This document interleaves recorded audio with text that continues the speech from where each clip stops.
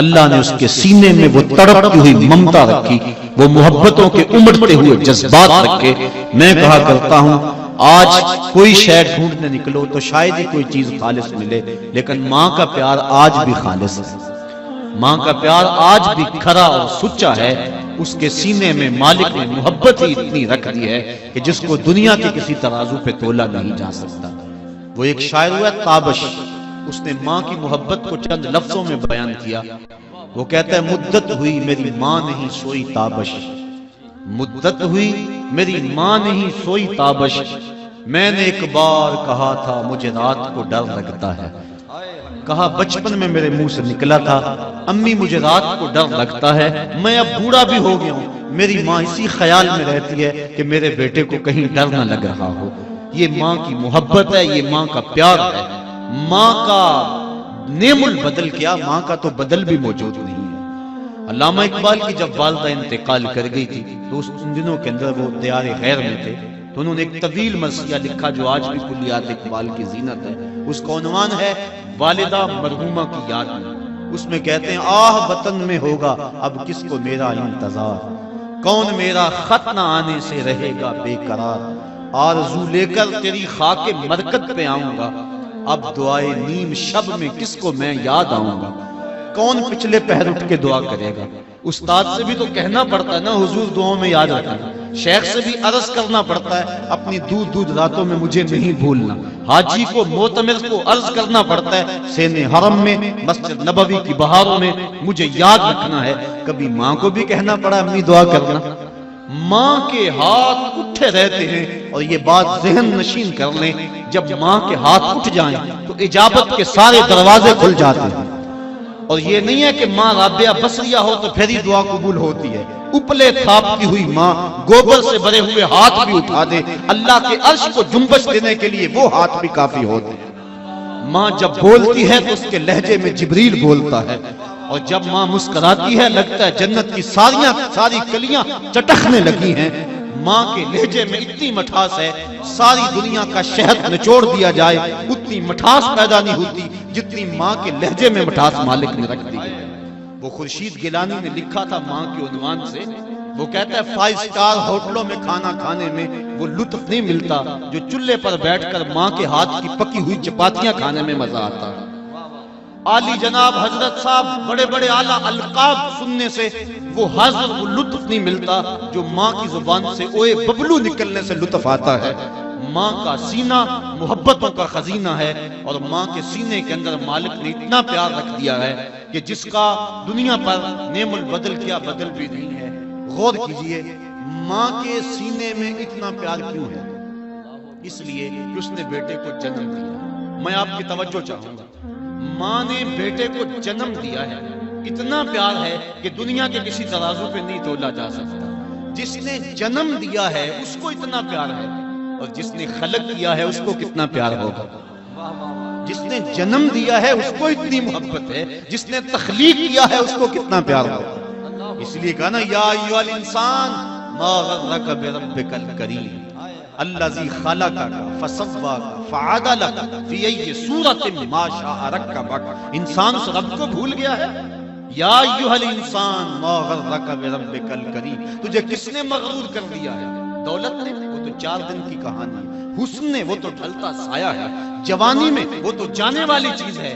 وہ چیز تو بتا، اس کا نام تو زبان پہ لا جس نے تجھے کریم رب سے غافل کر دیا۔ الذی خلقک، جس نے تجھے پیدا کیا۔ کتنا بڑا احسان ہے۔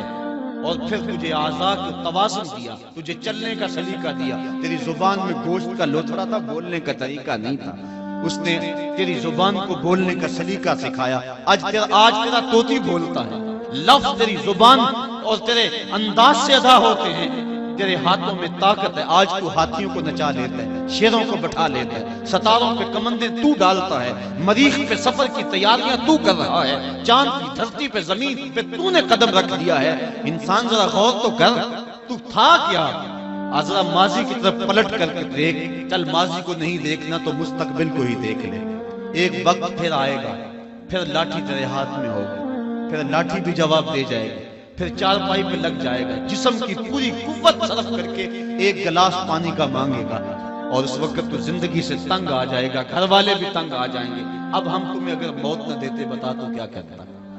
فَأَمَاتَهُ فَأَكْبَرَ، ہم نے زندگی دی یہ بھی ہمارا احسان، اور ہم نے موت دی یہ بھی ہمارا احسان. تو ڈاکٹر کو کہتا لگا زہر کا ٹیکا، سارے تنگ تھے تیرے سے، سارے کہتے تھے اللہ بابے کو پردہ دے دے تو اچھی بات، لیکن تجھے پردہ بھی نہ ملتا، تجھے موت بھی نہ آتی، تو بتا کیا کرتا؟ ہم نے زندگی دی یہ بھی احسان کیا، فَأَمَاتَهُ، اور موت دی یہ بھی احسان کیا. اچھا کتا بھی تو مرا تھا، گھسیٹ کے روڑی پہ ڈال دیا. جانور بھی تو مرے تھے، گھسیٹ کے روڑی پہ ڈال دیا. تجھے بھی اگر روڑی پہ ڈال دیا جاتا تو کیا کر سکتا تھا؟ تو تو مردہ تھا، بے حس تھا، کیا کر سکتا تھا؟ لیکن ہم نے کہا نہیں، ہم نے وفا نبھائی تیرے ساتھ. کہا اسے غسل دو، اس کے سند سند پہ خوشبو ملو، اس کو چٹے لباس میں کفن دے دو، اور اس کو پھر 4 آدمی اٹھائیں، اور کہا تیز نہ چلنا، میرے شاہکار کو کہیں جھٹکا نہ لگے. اور پھر آج ہم نے تجھے تکریم دی، ہم نے تجھے عزت دی، امام کعبہ ہے وہ بھی پیچھے کھڑا ہے، تجھے آگے رکھا ہے. تو نے ہمارے ساتھ کیا کیا اور ہم نے تیرے ساتھ کیا کیا. ذرا ماضی کی طرف پلٹ کے دیکھ لے، تجھے پھر بھی شرم آئے گی. ذرا آگے جا کے دیکھے، تجھے پھر بھی شرم آئے گی. یا ایھا الانسان ما غرک بربک الکریم، بتا تجھے کس شے نے خدا سے غافل کر دیا. اور پھر اب بلا بھاگے ہوئے کبھی کوئی یوں آواز دیتا ہے؟ سکول سے بچہ بھاگ جائے تو اس کو پکڑا جائے تو اس کا سلوک اس کے ساتھ کیا کیا جاتا ہے؟ غلام بھاگ جائے تو اس کو کیسے آواز دی جاتی ہے؟ جو بھاگا ہوا ہے اس کو آواز دے رہا ہے، یا ایھا الانسان، او بھاگے ہوئے انسان پلٹ آ. اور کہیں فرمایا قتل الانسان، یہ مر جانا انسان کتنا ناشکرا ہے. تو کیسی اس کی رحمتیں ہیں، بندے کو پکارا جا رہا ہے تو انسان اگر ماضی کی طرف دیکھ لے پھر بھی شرم سے پانی پانی ہو جائے، اور اگر آگے ذرا 2 قدم بڑھ کے دیکھ لے پھر بھی سے حیا آ جائے. کہا اس مالک کا در کیوں چھوڑ گیا ہے؟ الذی خلقک کا، جس نے تجھے پیدا کیا. توجہ کیجئے، جس ماں نے جنم دیا وہ تو گوارا نہیں کرتی کہ میرا بیٹا بھوکا رہے، وہ تو گوارا نہیں کرتی، سارے کام چھوڑ کے پہلے دودھ دیتی ہے. بیٹے کے لیے کسی گھر کے برتن مانجنے پڑے اس سے بھی گریز نہیں کرتی. تو جو 70 ماؤں سے زیادہ پیار کرتا ہے، 70 ماؤں کی زندگی بھر کا پیار ایک طرف، اور مالک کا شفقت کی نظر سے ایک مرتبہ دیکھ لینا ایک طرف. تو وہ جب ماں گوارا نہیں کرتی کہ میرا بیٹا بھوکا رہے، تو مالک نے کیسے گوارا کر لیا کہ میرا بندہ پورا مہینہ بھوکا رہے؟ آؤ پھر ماں کی گود میں آئے، ماں کی محبتوں بڑے گھنے چھاؤں میں آئے. ماں بیٹے کی آنکھ میں ایک آنسو بھی گوارا نہیں کرتی تھی، بھوک سے تڑپنا گوارا نہیں کرتی تھی. اب بیٹا ہو گیا بیمار، ڈاکٹر کے پاس اٹھا کے ماں بیٹے کو لے گئی. ڈاکٹر نے تشخیص کی، جو علاج تجویز کیا اس میں سیرپ کڑوا تھا، بیٹا پیتا نہیں تھا. ماں نے لٹا لیا زبردستی، منہ کھولا اور حلق میں کڑوا سیرپ ٹپکا رہی. بیٹا چیخ رہا ہے، ماں جو حلق سے نیچے سیرپ اتر رہا ہے، اطمینان ہے اس کے چہرے پہ. کیا ماں صفاق ہو گئی ہے؟ نہیں. اس کی ممتا چھن گئی ہے؟ نہیں. اس کی محبت کے جذبات سرد ہو گئے؟ نہیں. کیا اس کا پیار رخصت ہو گیا؟ نہیں. وہ تو ایک آنسو بھی گوارا نہیں کرتی تھی، اور آج بیٹا رو رہا ہے اور ماں کے چہرے پہ اطمینان ہے. تو غور کریں گے، ماں جانتی ہے بیٹا نہیں جانتا. ماں سمجھتی ہے چند لمحوں کی تکلیف ہے لیکن نتیجہ شفا کی صورت میں ہوگا.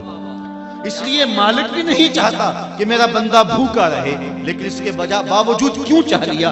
لعلکم تتقون، میرے بندو تمہیں تقوی کا نور مل جائے گا، تمہیں تقوی کی دولت نصیب ہو جائے گی. اب سوال یہ ہوا، کیا بھوکے اور پیاسا رہنے سے تقوی ملتا ہے؟ تقوی کی دولت بھوک سے ملتی ہے؟ تو آئیے شیخ فرید الدین عطار سے پوچھتے ہیں. اور اس سے قبل ایک اور بات طے کر لیں، ہمارے 2 دشمن ہیں جو ہمیں جادہ مستقیم سے بھٹکانے کے لیے دن رات کوشاں ہیں، محنت کر رہے ہیں. ایک نفس اور دوسرا شیطان.